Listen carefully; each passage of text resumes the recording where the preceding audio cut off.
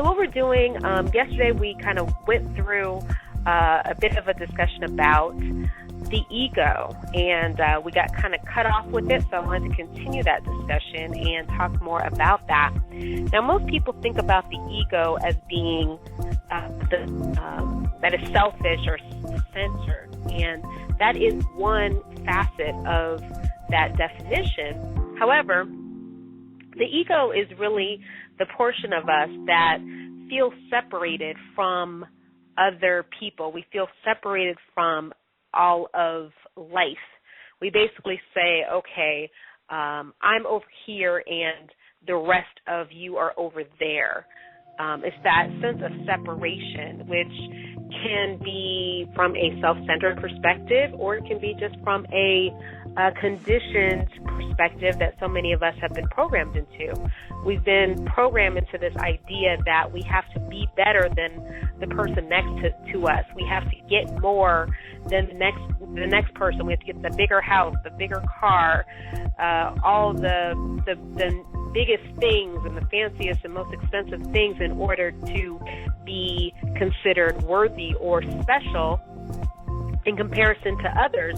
And that whole perception and that perspective is one that has been put upon humanity, specifically definitely for those of us in America, due to the consumerism that our society propagates.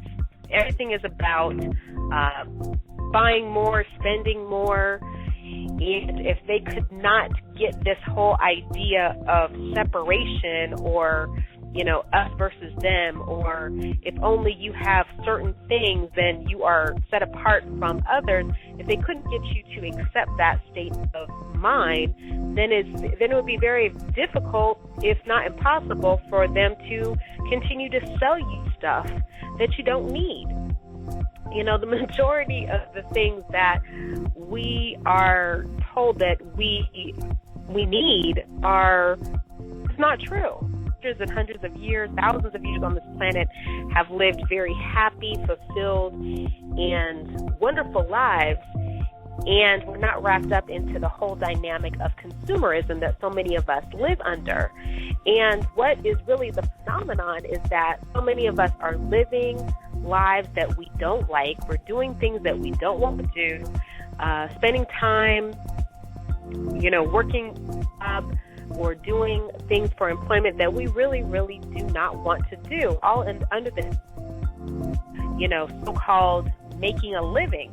But generally what that entails is paying off a huge mortgage debt, paying off a car payment, excessive credit card bills, student loans, all these different things that we've been told are the so-called American dream. But at the end of the day, it really truly is more of a nightmare, because for the majority of people, they are not fulfilled, they're not happy, they're not living in joy, they're not able to spend time with their friends, the family, the people that they care most about, because they're all maintaining these symbols of so-called success. And so we're living in kind of like just a menagerie of just deception, basically. It is the great facade that makes us feel that we are truly living,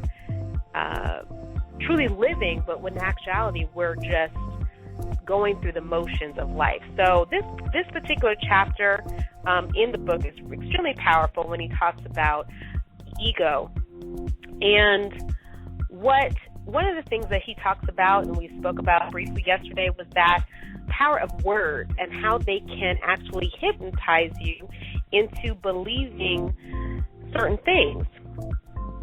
And so, as a child growing up, you were told certain things about yourself. You were told certain things about who you are in society, and it could be based on the fact that you are a male or a female, or that you come from a certain geographic region, or you have a certain type of background. There's all these different factors that come into play that influence the perception that you have of yourself and your own abilities.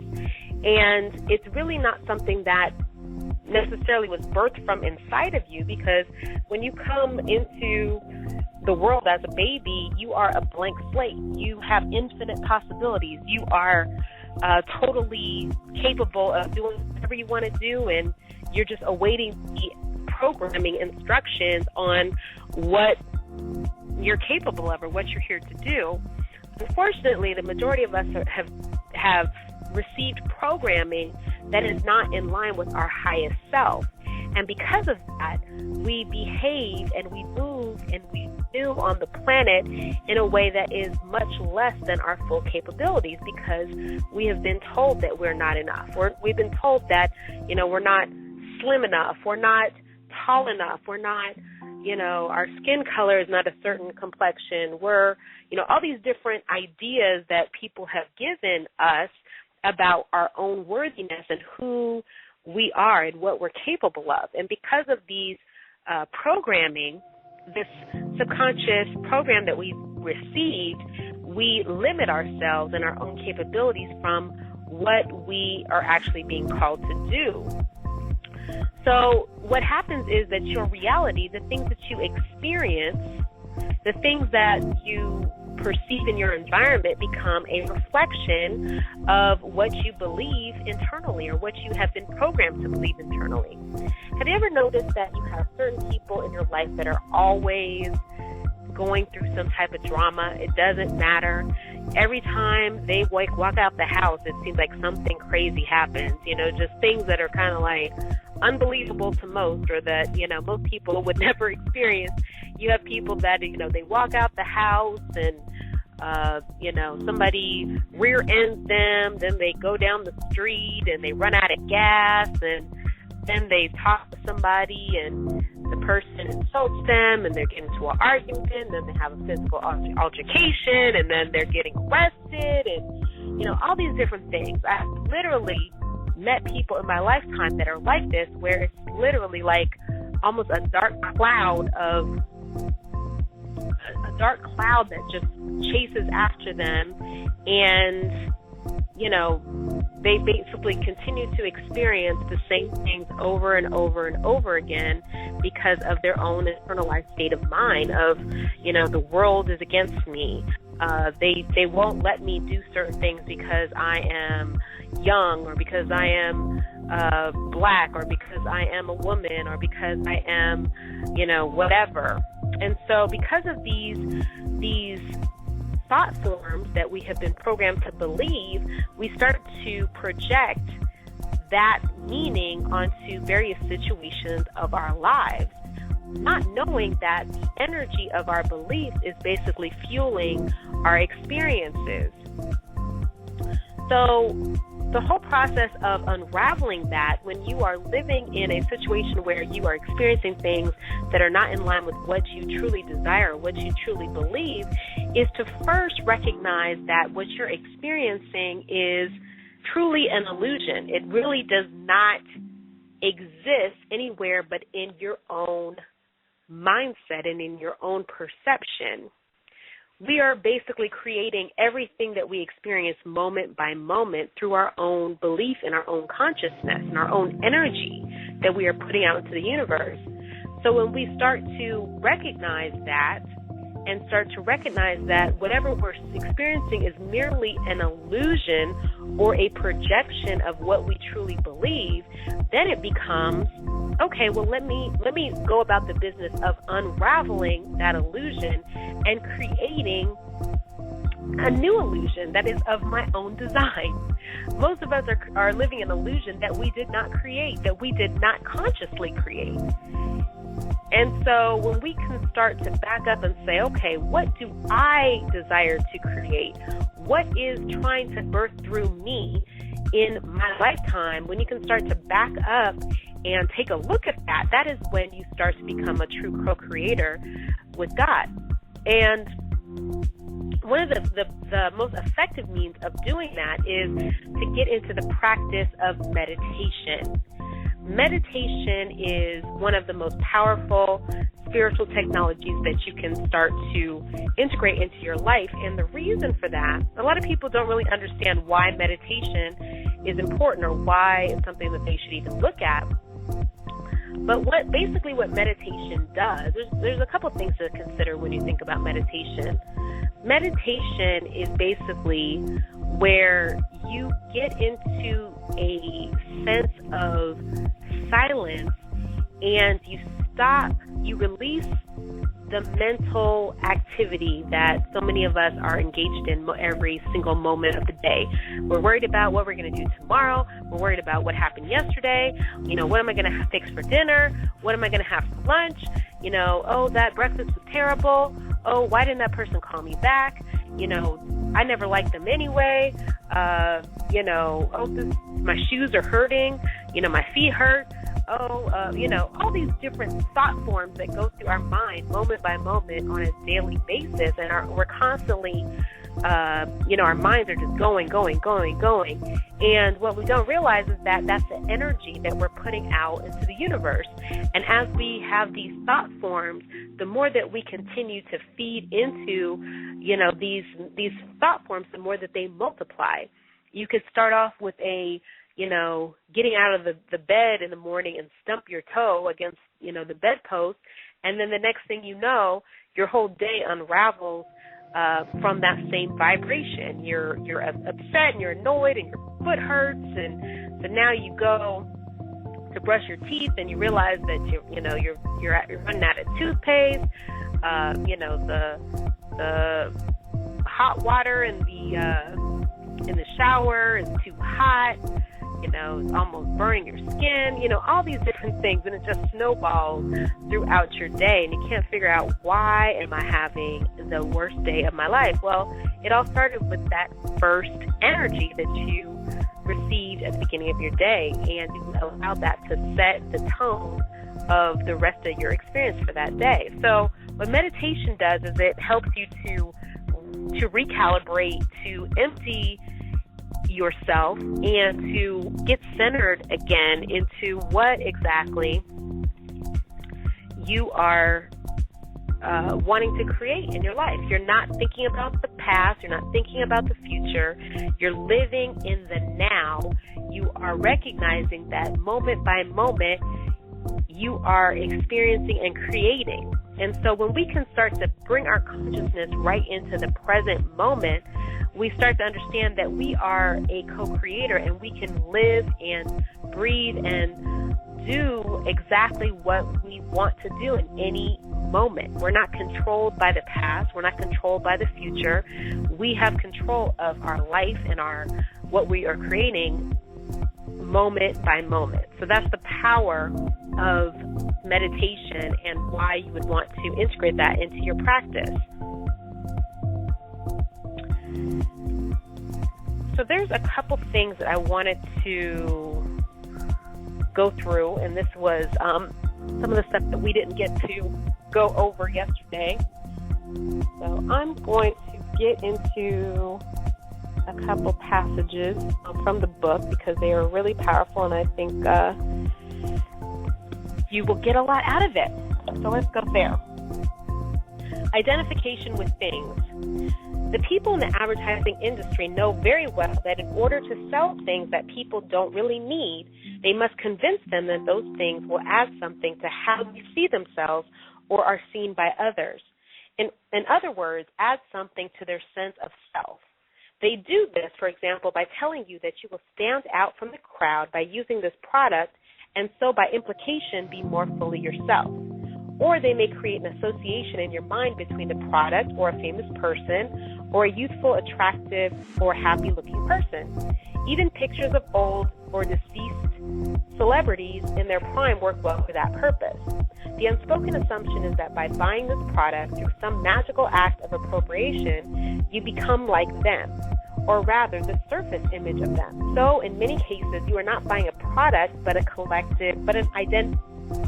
identity enhancer. Designer labels are primarily collective identities that you buy into. They are expensive and therefore exclusive. If everybody could buy them, they would lose their psychological value, and all you would be left with would be the material value, which likely amounts to just a mere fraction of what you paid.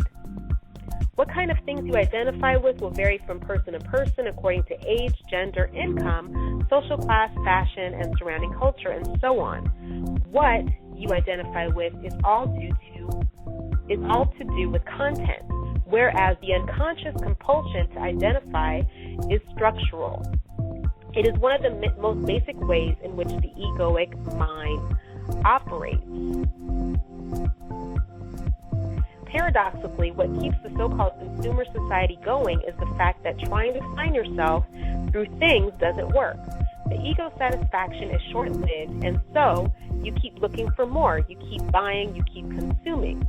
Of course, in this physical dimension that our surface cells inhabit, things are a necessary and inescapable part of our lives. We need housing, clothes, furniture, tools, transportation. There may also be things in our lives that we value because of their beauty or inherent quality.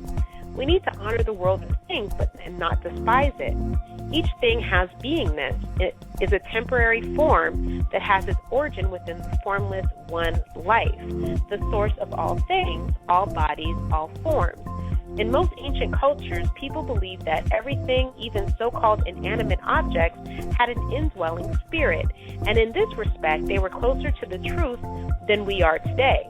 When you live in a world deadened by mental abstraction, you don't sense the aliveness of the universe anymore.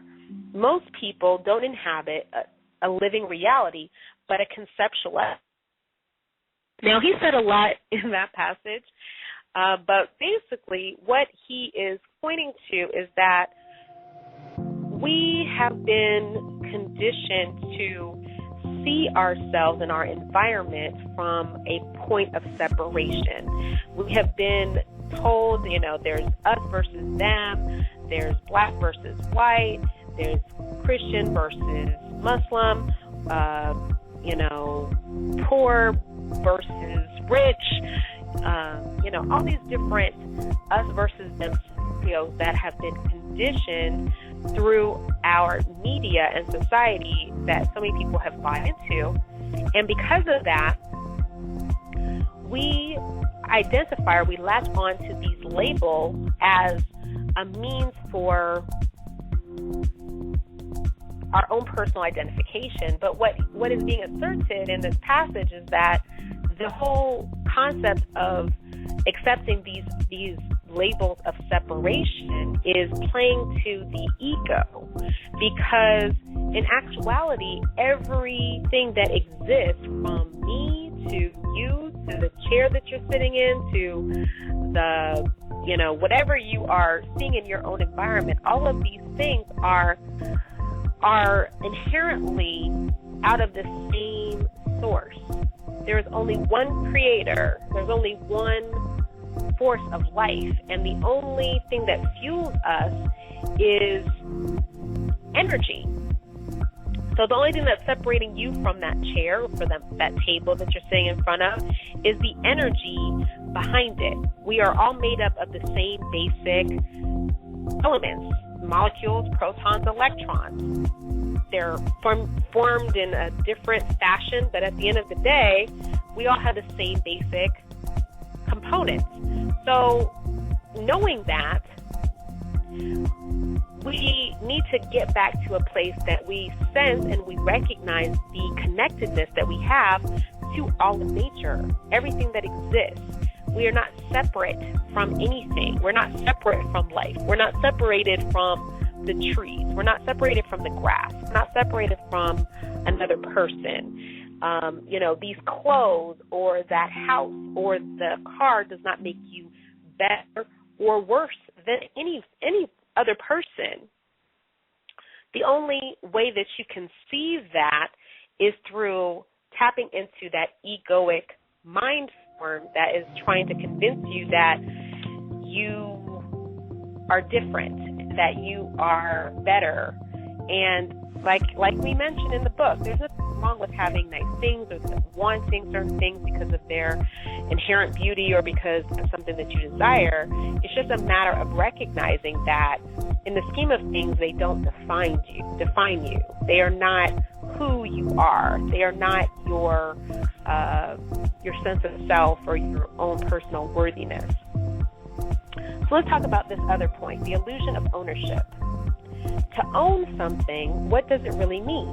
What does it mean to make something mine? If you stand on a street in New York, point to a huge skyscraper and say, that building is mine, I own it, you're either very wealthy or you are very delusional or a liar. In any case, you are telling a story in which the thought form I and the thought form building merge into one. That's how the mental concept of ownership works. If everybody agrees with your story, there will be signed pieces of paper to certify their agreement with it. You are wealthy. If nobody agrees with the story, they will send you to a psychiatrist. You are delusional or a compulsive liar. It is important to recognize here that the story and the thought forms that make up the story, whether people agree with it or not, have absolutely nothing to do with who you are. Even if people agree with it, it is ultimately a fiction. Many people don't realize until they are on their deathbed and everything external falls away that no thing ever had anything to do with who they are. In the proximity of death, the whole concept of ownership stands revealed as ultimately meaningless. In the last moments of their life, they can also realize that while they were looking throughout their lives for a more complete sense of self, what they were really looking for, their being, had actually already been there, but it had been largely obscured by their identification with things, which ultimately means identification with their mind. Now, what does all that mean? Basically, what that is saying is that you are more than your mind. You are more than your thoughts. You're more than your thought forms that go through your head. The things that you think about or that you focus on have everything to do with the programming that you have allowed or you have either consciously or unconsciously allowed to get into your spirit. And because of that, you are creating life experiences that are supporting those primary beliefs. However, that is not who you are. You are more than your mind. You are pure spirit, which means that you are the possibility. There are so many possibilities of expression that are waiting to birth themselves through you. But you have to be open to that. You have to learn to unravel and release the program that is not in line with what your true nature is. If it's not in touch with peace, if it's not in touch with love, if it's not in touch with joy, then it is not your true and inherent nature.